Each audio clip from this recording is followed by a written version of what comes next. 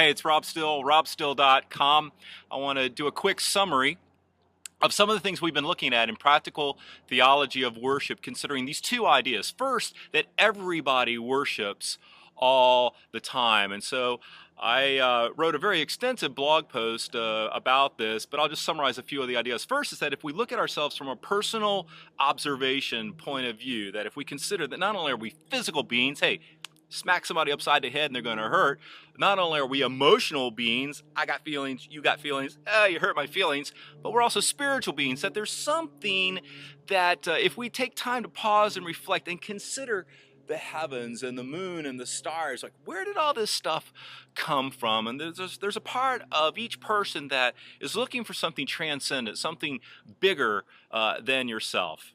Personal observation. Second point is that if we look at culture and humanity from an anthropological or a historical point of view, we will see that from the beginning of time that man in cultures have been there's a dog. I'll do a pickup on that. Okay.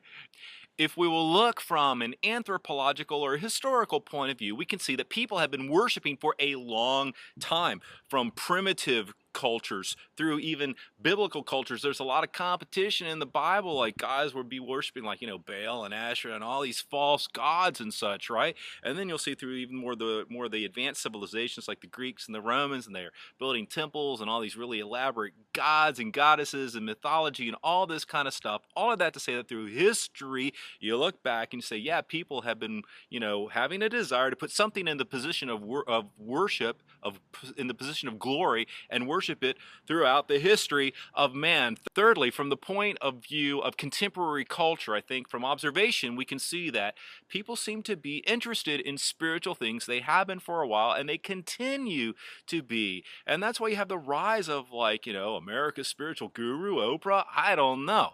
But you see that people are interested in spiritual things, lots of them, millions and billions, okay, are interested, and they're looking for some kind of expression. So what do you find is that people kind of make up their own little religion. They take a little bit of this and a little bit of that. They say, I believe in God, but they don't mean the God of the Bible. They say, I have faith, but they're not talking about faith in the God of Abraham, Isaac, and Jacob. They're talking about faith in faith itself. They're making up their own thing, and that is like the biggest competition that we have now as church leaders and pastors and spiritual leaders, okay? Secondly, we'll see that in contemporary culture, people seem to be hungry for connection, and so, man, they're going in all kind of places to get it. So they're in the coffee shops, they're in the bars, they're at the sports teams, they're surrounding, they're organizing themselves around special interests and this kind of thing.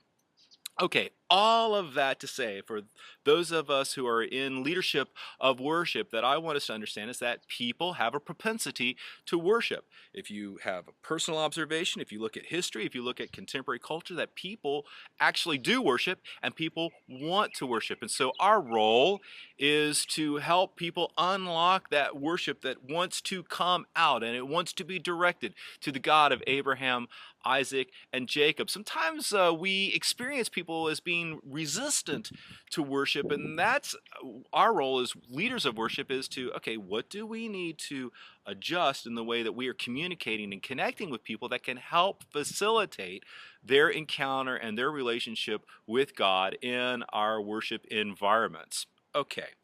The second big long blog post was about story. Everybody lives out of some kind of story. We all have a story behind our personal lives, like I was born in a certain place, I had these certain experiences, and same thing communally. And we'll see that people live out of some kind of narrative that helps define their identity, and it helps define their destiny. And our job as leaders of worship is to help people connect their individual stories and their personal stories and even the stories of their family and their tribe with the story of God, to see where we fit in, that our origins, that we come from, this place of God created us out of love, that our destiny is to be part of a new heavens and a new earth. And so to connect our stories with God's story, when we do that, God invites us to become part of His story, and when we join His story, we make